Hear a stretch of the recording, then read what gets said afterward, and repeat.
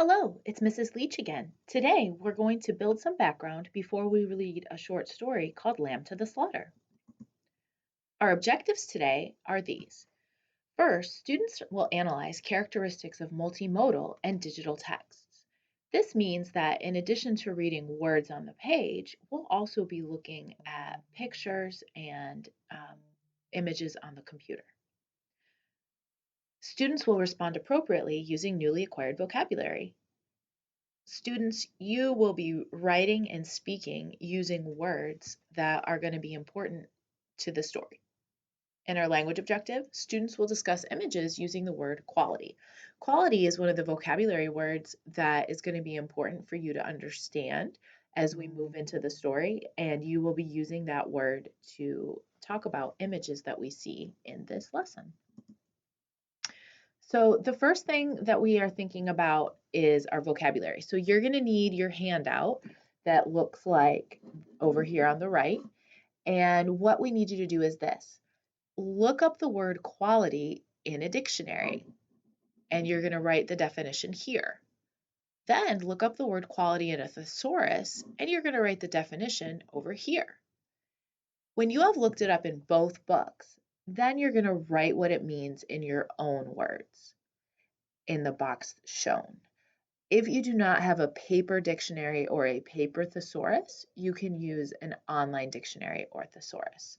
So pause the video to complete this work. Then you may move on.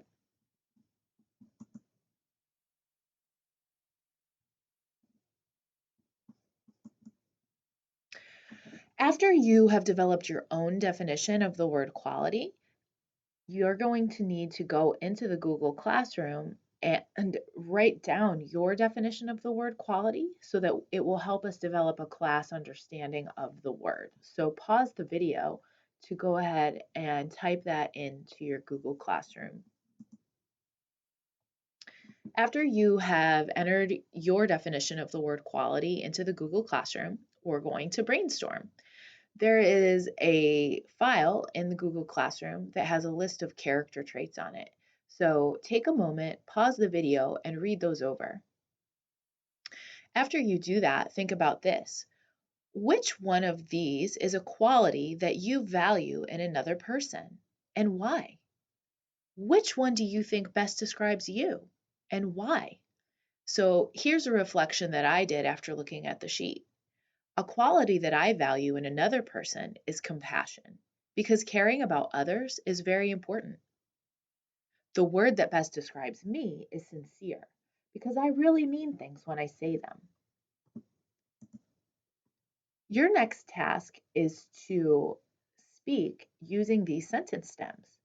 A quality I value in someone else is because. The quality that best describes me is because. Once you have thought about this, go ahead and go back into the Google Classroom, pause the video, and share your sentences in Flipgrid. Pause the video to complete that Flipgrid work now.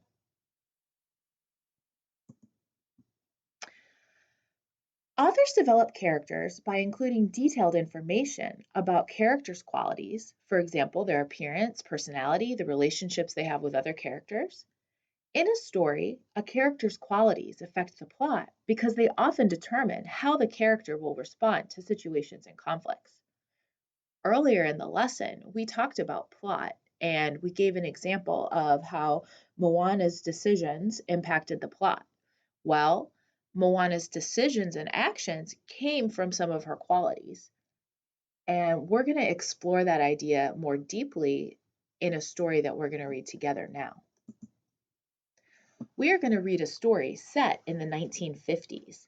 And before we start reading, we're going to need to talk a little bit about the setting and about qualities that were valued in people during that time so that you'll better understand why characters make the decisions and do the actions that they do. So what we're going to do is this. We're going to look at some images and you're going to think, what qualities were valued in women in the 1950s based on what you see in the images? The first step to analyzing these images is thinking about what you see and just jotting down just what you see. And after you've thought about what you see, then think about, what does it mean?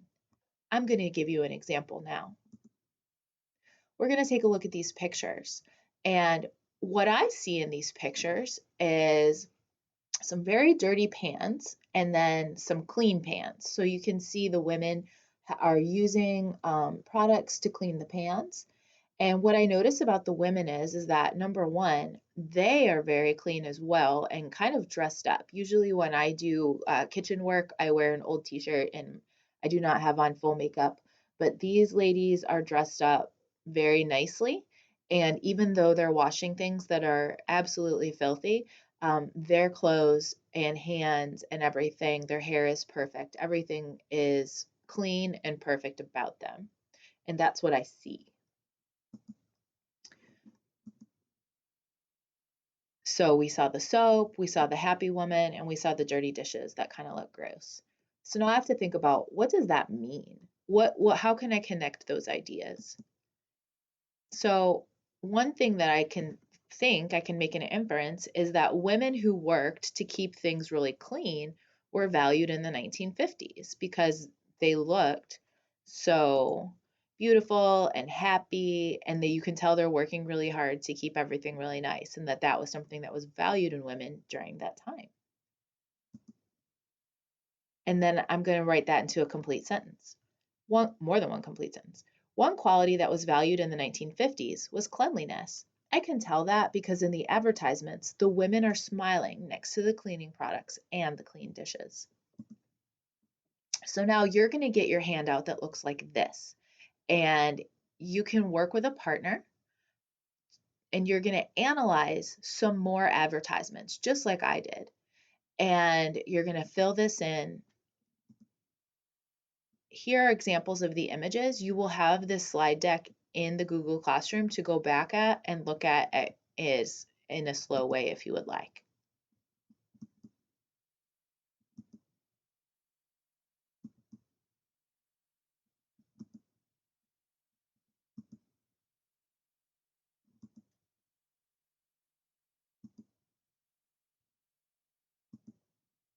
So that's the end of the images, and you can pick the images that you want to analyze with your partner. Happy reading!